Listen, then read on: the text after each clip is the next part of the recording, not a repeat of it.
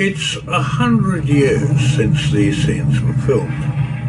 They were shot on basic equipment by pioneers who wanted to record some of the battles fought during the First World War.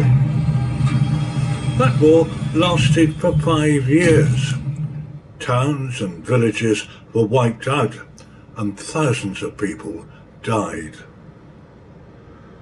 In 1914, the Flemish market town of Ypres was home to 16,000 people. It was here that some of the fiercest battles of the war were fought. Those who survived rarely spoke about what happened here. This man, like many others who served in the trenches, would never discuss the war, even with me, and he was my father.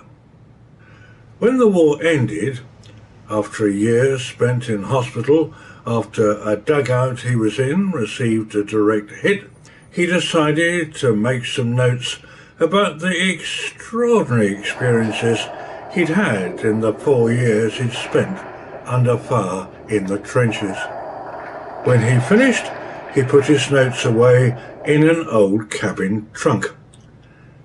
As he never told anyone he'd written anything, they stayed where he put them for 91 years.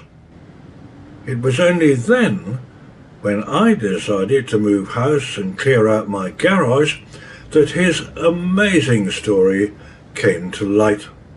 There were piles of films, grandfather clocks, and a number of cabin trunks which no one could ever remember opening. It took me 2 years to restore the photographs, transcribe his words, and add a brief introduction to bring them up to date. I then arranged for some copies to be printed as a limited edition book. Here is a little of what it revealed. It was at Ypres, where I had to lead my men across a swamp towards a forward trench. As we moved forward, a German aeroplane suddenly appeared.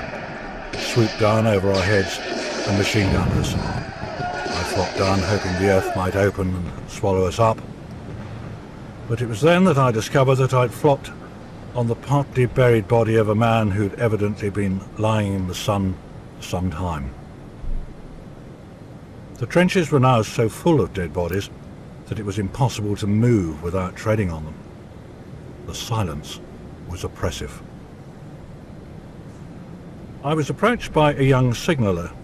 He said he was the only man from the battalion headquarters who was still alive.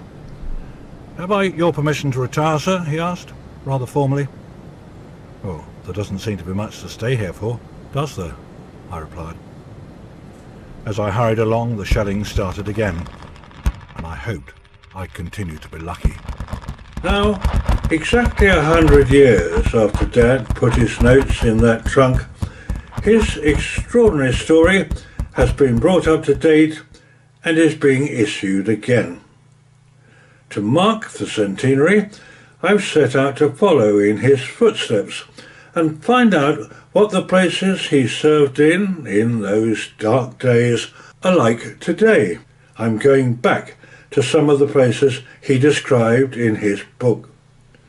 I shall use his words and contemporary pictures to recall what they were like when he was there, and together we can see what's there today.